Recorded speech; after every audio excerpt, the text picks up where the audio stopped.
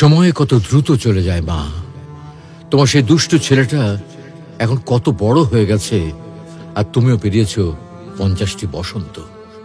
কোনো দিন কি তোমাকে এক টুকরো সুখ দিতে পেরেছিলাম?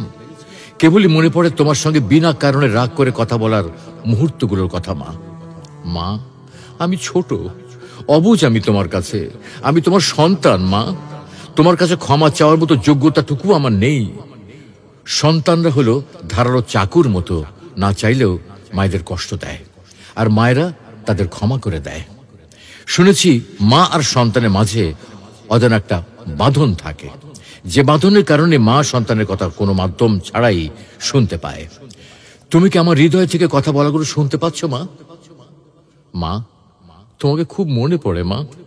তোমাকে অনেক অনেক বেশি ভালোবাসি মা। দুনিয়ার সবকিছু বদলাতে পারে, কিন্তু মায়ের ভালোবাসা কখনো বদলাবার নয়।